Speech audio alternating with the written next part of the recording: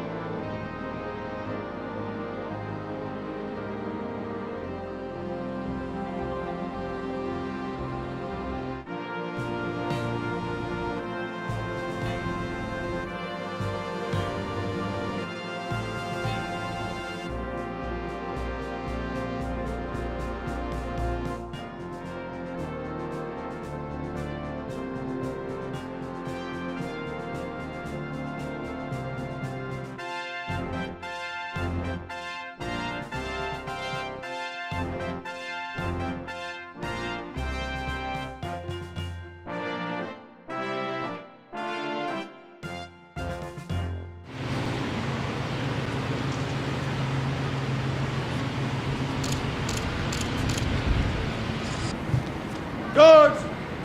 Halt! Halt! Halt! Ready! Place! Present! Halt!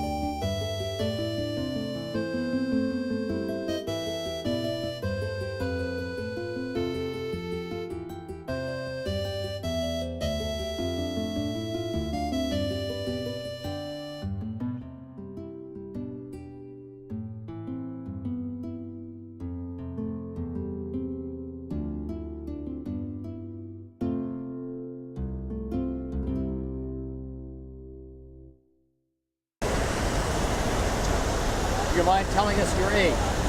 93. Good for you. Listen to us all. An example. So, what branch of service were you in? I was with the 29th Air Service Group, 13th Air Force, and I was the medic. Okay. And what theater did you serve in? Pacific. Pacific. Any particular place?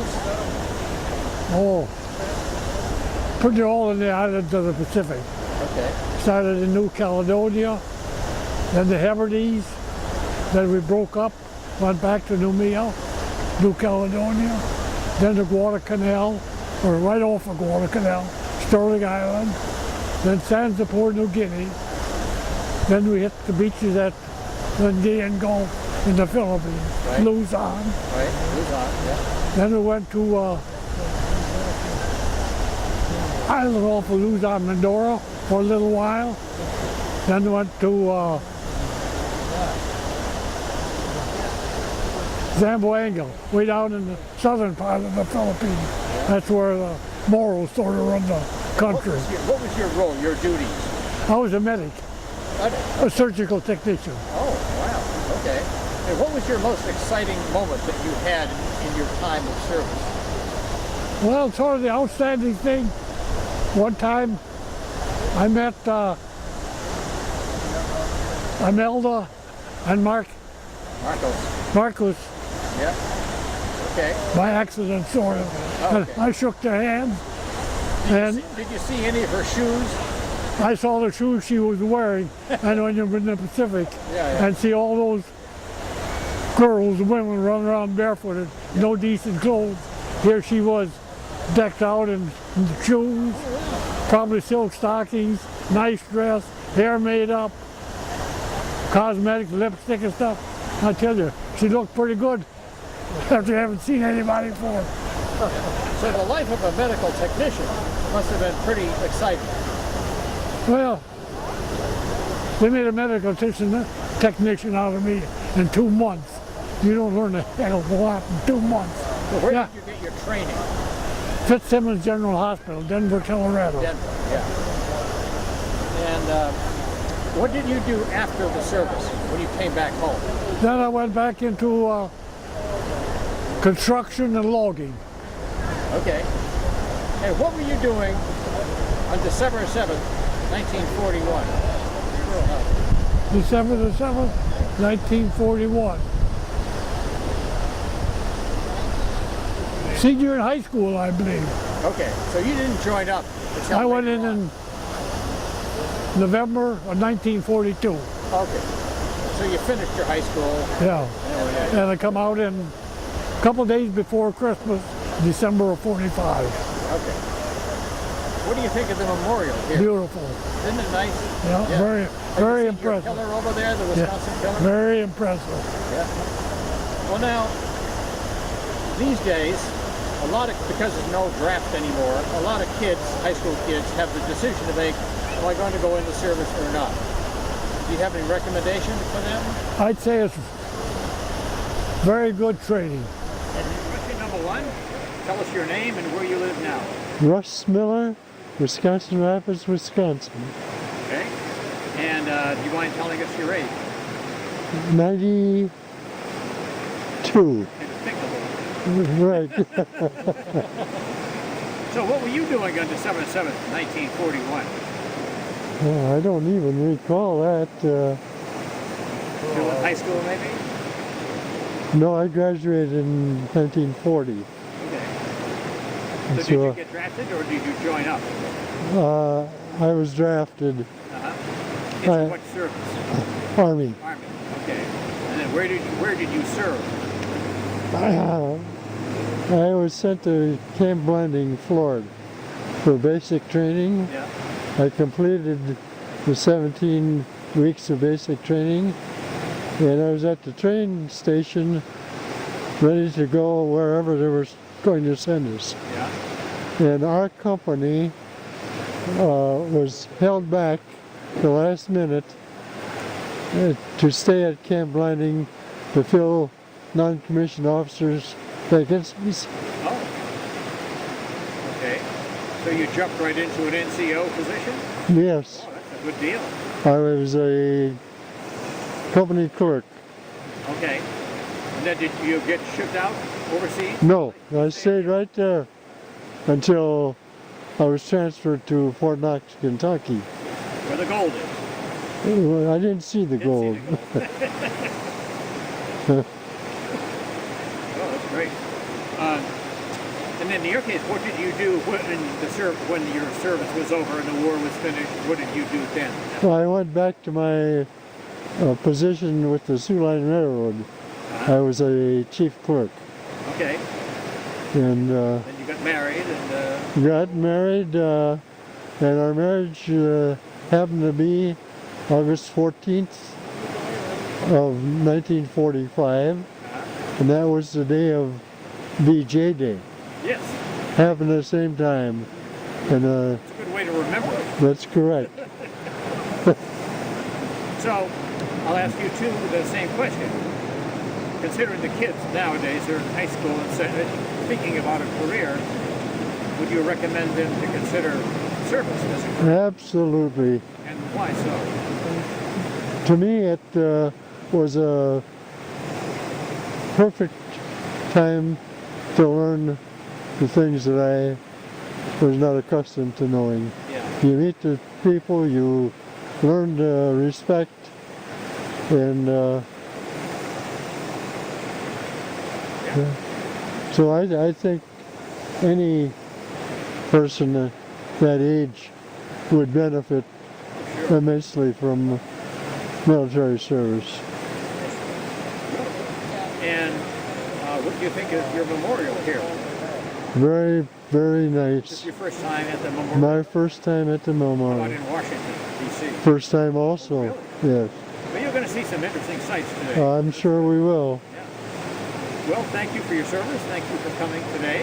And nice to talk to you. Well, thank First you. of all, welcome to Washington. Yeah, And would you tell us your name and where you're from now? Donald H. Radke, R-A-D-K-E, Merrill, Wisconsin. Merrill, where's that in the state? About 15 miles west of Wausau. Everybody knows where Wausau is. Yeah, everybody does. They think they do anyhow, right? I think they do. And you mind telling us your age? 91. All right, good for you. You're an Yeah. example to us all. Yeah, So, what branch of service did you serve in? Navy Navy. And where did you serve? in South Pacific. South Pacific. Any particular, what kind of a ship were you on first? USS Colorado, Which is what? battleship. Battleship. Yeah, Wow. one of the oldest, biggest battleships there was. And what was your rank and what were your duties? What did you do? Well, I was seaman first class, in a lookout Yeah. So, for submarines and stuff like that. okay. All right. And name some of the ports, some of the places that you visited in the South Pacific on the ship. Oh God, I can't remember half of the places. Yeah. Lady and Saipan, Tinian, Guam. Did you? What we did is we went around right after the war started. We'd go around to all these islands around Japan and all the islands they had, Yeah. and we'd bomb them for 2 or 3 years before the Americans ever went over there. And we were shooting all that ammunition Yeah. to knock out all their big guns they had on those islands. Right. Right. And then we stayed about 20 miles away out in the ocean. And then after we got all the big guns knocked out, then the Army and Navy and Marines and they could all go in there and land. Did you see any kamikazes while you were there? Not really. Yeah. Well, we had a few of them like that. They tried to hit the ship and that, but they missed. Yeah. And there's oodles and oodles of submarines, and we saw a lot of them. Yes. Yeah. Our submarines or theirs? Their submarines, yeah. And we report them, and then we get the destroyer, smaller ships out there, Yeah. destroyers to go out and find them. Yeah. I don't know if they hit any or not. They never tell us that. So you must have been on the ship then when Right they on the were ship, firing yeah. 16-inch Yeah, guns. that's right. That must make a heck of a lot of noise. Oh, you darn right that is. Even below decks, you can Yeah, still yeah, hear it. yeah, Yeah. Yeah. what's your most vivid memory of your service? Well,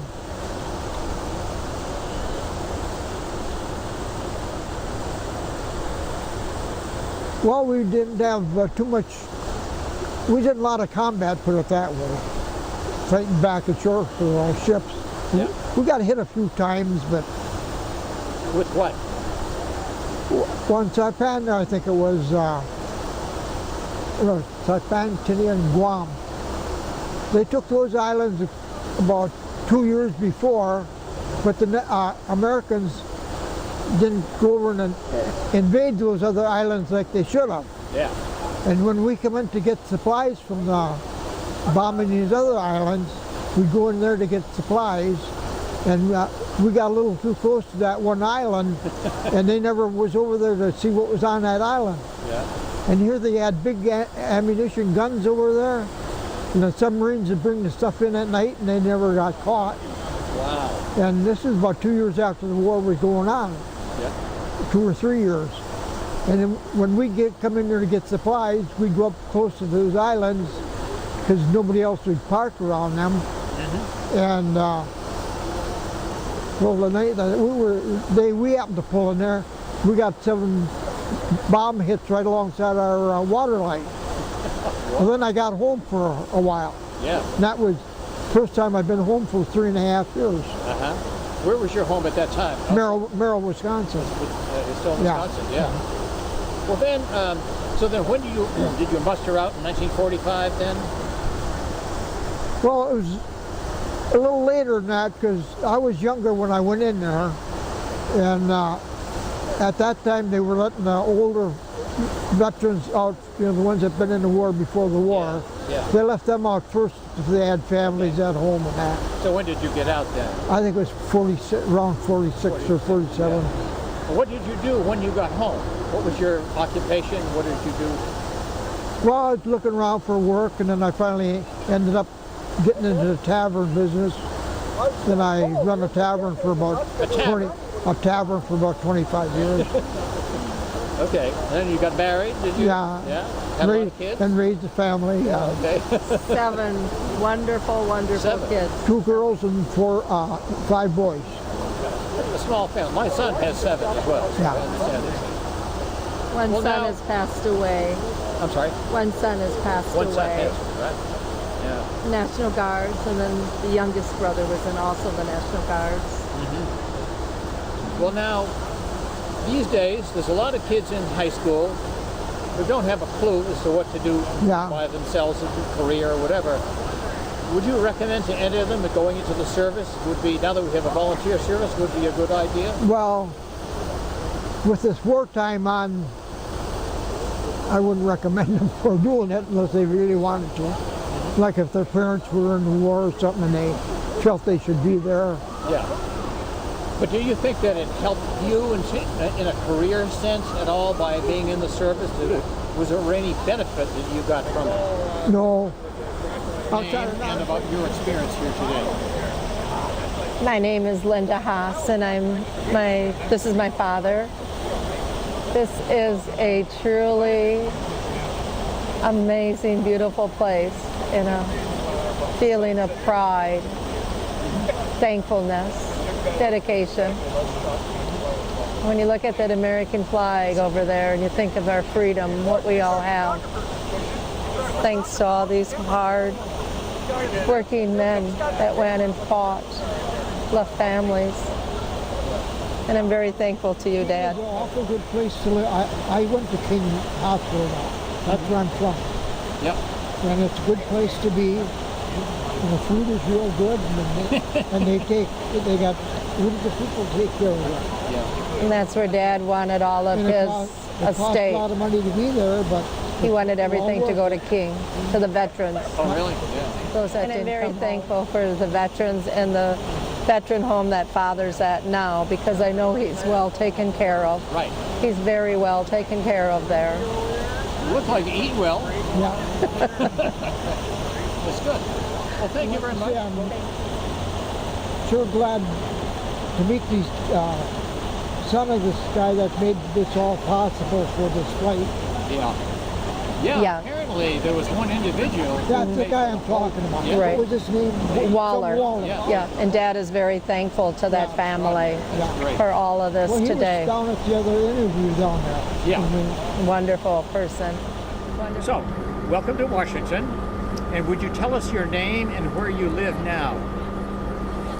My name is Louis Pieser. I live in Eagle River, Wisconsin. And what branch of the service were you in? I was in the Seabees. So you're construction battalion. Yeah. Where were you on December 7th, 1941, Pearl Harbor Day? Do you remember that? Yeah, I remember it very well. Where was I? I was employed in Chicago. Okay. You were just a youngster at the time. Just a youngster, yeah. Did you join up or were you drafted? Do you remember? I joined. Joined. What's the name? I joined because I would have been drafted. Yeah, sure. So I chose my branch of service. So what duties did you have in the Seabees? What did you do? I was a shovel operator. Big type shovel or Yeah, small? yeah. Is that what you did at home as well? No, I tried to get a job like that, but I couldn't find a job. What we did, we loaded, I was loading trucks, you know, that coral stuff is when it's crushed and packed, it's like concrete. Yeah, oh yeah. Yeah, and it's very sharp too. Yeah. Cut you. We could build an airstrip, clear all the trees and everything, build an airstrip in 14 hours, where the biggest plane bombers could land on Yeah, it. B-29s. B-29, yeah. Sure. That was Were any of the islands that you built airstrips on? the island, Any of the islands, yeah. the Philippines. Yeah. There was several different names for the Philippines.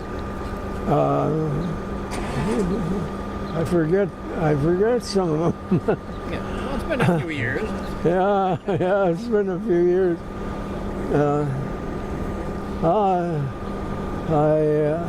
I spent 2 years in the Philippines. Do you remember was there any particular exciting aspect of the whole thing for you? Did you ever get under fire or have any action that you saw? No, we were when I went overseas. There was 1,400 of us on one boat. Yeah. We were stacked up three high in a room. You know, the rooms were large. Yeah. And we were stacked three high. And it took us, I forget how long, it took us an awful long time. We left San Francisco and I think it took us about three weeks to get there. That's right. About right. Because of we were in war then, you know. Slow, too. And the Japs were looking for those boats with a lot of soldiers on them. Yeah. This is what they were after, and we had to avoid them. The ship would turn every so many minutes, and turn this way, and then turn this way in case they had one of those torpedoes. You know, the Japanese were looking for those boats with a lot of soldiers on them. Yes. Yeah. Sure. Yeah. Now, did you have any particular exciting moments during your service? Not really, because I was very young, and I was homesick most of the time.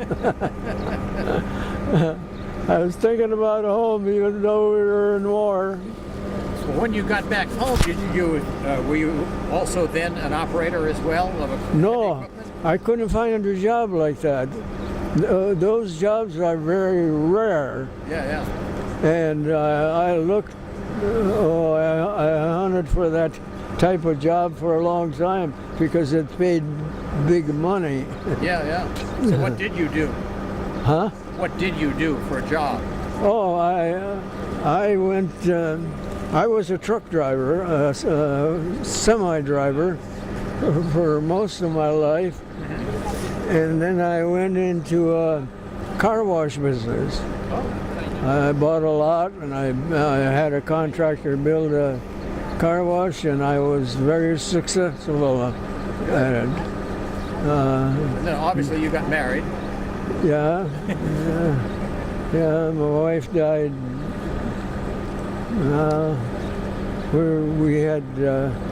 We had two kids. One of them is here. Yeah. And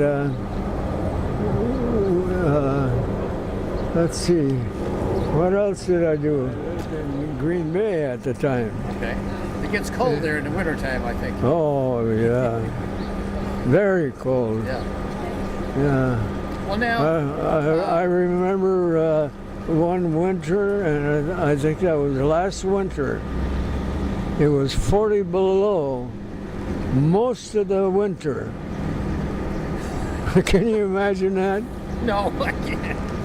It was just 40 below every day for a long time. It's enough to rattle your teeth. Oh, yeah. Well, now, considering all the kids that are in high school now looking for a career, based on your experience, would you recommend that a 18-year-old, 19-year-old now go into the service? I think it would be good for them. We're not in war now, and they can learn a lot, especially if they go into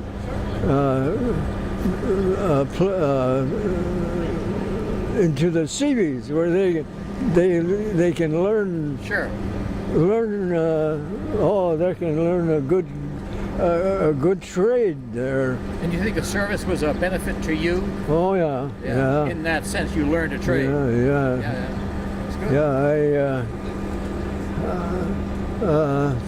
I looked for the type of job that I did in the Pacific, and I couldn't find one because those are very rare, and any contractor that has a need for them is already.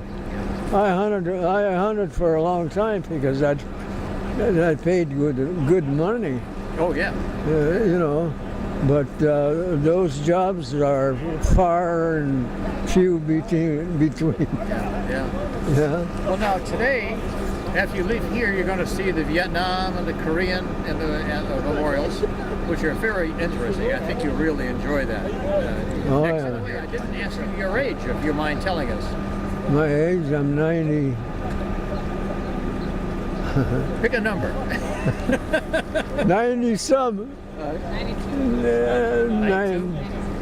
I think I'm 93 years 92, old. that's great. Yeah.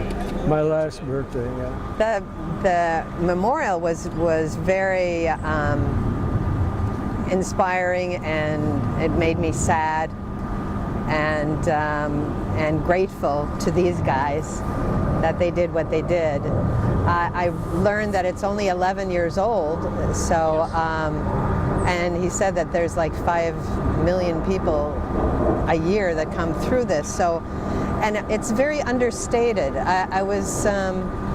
It's very respectful, and I was very impressed by the whole layout of the memorial, and it really makes you grateful to be in this country. Tell us your name and your relationship to. My name is Gail Farrar, and I'm his firstborn daughter, and this is Kay Reel, his second-born daughter.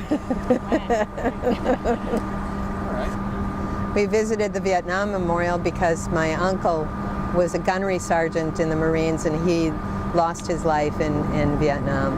So we'll go there and do the thing. But the whole experience here at this memorial was just awesome. It really was. And the honor flight people have been just terrific. Yeah, it's been really cool. Terrific. I never thought it was. Apparently the entire flight was paid for by one individual. Yes. Right.